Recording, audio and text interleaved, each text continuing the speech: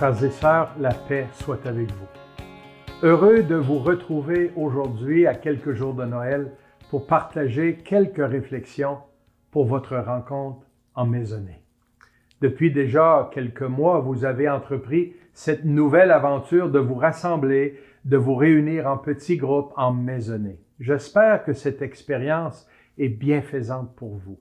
J'ai reçu beaucoup d'échos très positifs de divers milieux de notre diocèse et pour un grand nombre de participants et de participantes, c'est une découverte qui les aide à grandir dans la foi, dans la connaissance de la parole de Dieu, dans l'Évangile et dans la fraternité.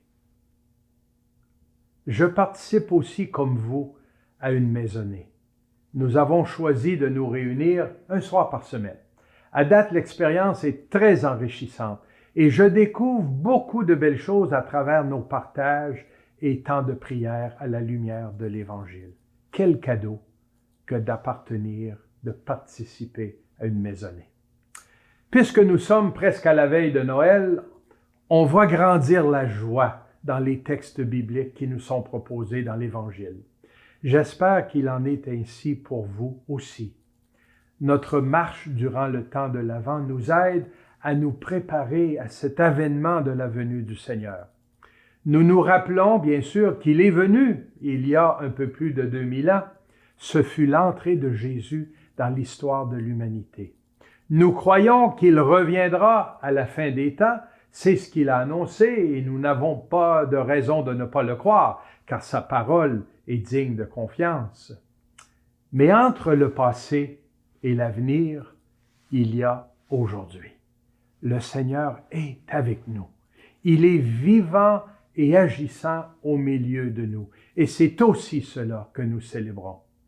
Voilà une raison qui nous porte à la joie. Nous ne sommes pas seuls à vivre nos jours et nos nuits, pas seuls à traverser nos tempêtes et célébrer nos beaux jours. Le Seigneur est entré dans notre histoire pour y demeurer jusqu'à la fin et faire route avec nous. Le 4e dimanche de l'Avent nous présente la façon dont notre Dieu a choisi d'entrer dans le monde. Comme vous et moi, il est né d'une maman. Il a pris chair de la Vierge Marie et s'est incarné. Incarné. Carné en latin veut dire la chair. Dieu a choisi d'être un homme en chair et en os, comme nous, et de partager notre humanité en tout, sauf le péché. Ce n'est quand même pas rien.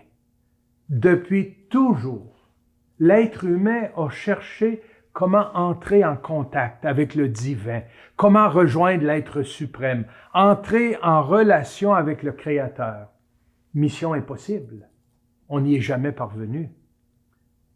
Il est si grand et nous si petits. Il est si puissant et nous si fragiles. Le christianisme, et c'est ça la bonne nouvelle, ce n'est pas nous qui réussissons à toucher Dieu, à le rejoindre, c'est lui qui prend l'initiative de descendre, de venir jusqu'à nous, jusqu'à prendre notre condition humaine. Voyez-vous pourquoi nous célébrons Noël avec autant de joie et de lumière? Dieu vient habiter chez nous. Il abolit cette distance qui nous sépare en se faisant l'un de nous. C'est ce que l'Évangile raconte à pleine page. Voilà pourquoi nous sommes fascinés par l'enfant Dieu, Jésus couché dans une mangeoire.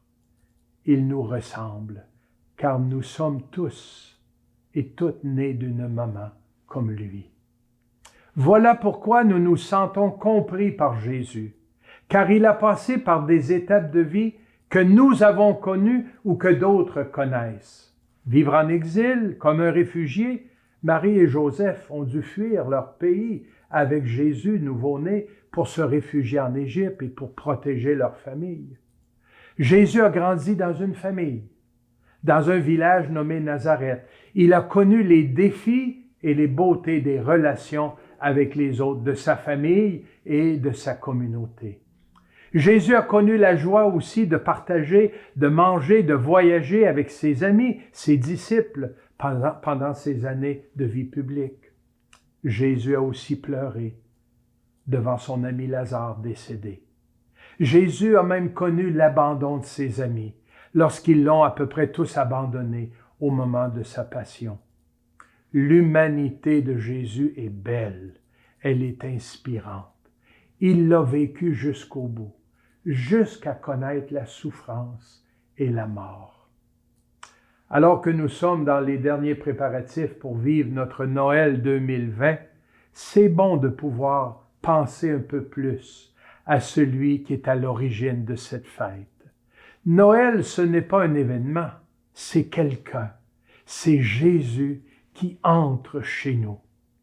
J'espère que chez vous, il y a de la place pour installer une crèche, une scène de la Nativité, qu'elle soit toute petite ou grande, sous le sapin de Noël ou sur un meuble. Je vous invite à prendre un moment de silence devant votre crèche, devant Jésus qui y est déposé au cours des prochains jours pour entrer en dialogue avec le Seigneur Jésus. Qu'est-ce que vous avez goût de lui dire cette année? Et lui, qu'aurait-il à vous dire dans le creux de votre oreille ou au plus profond de votre cœur?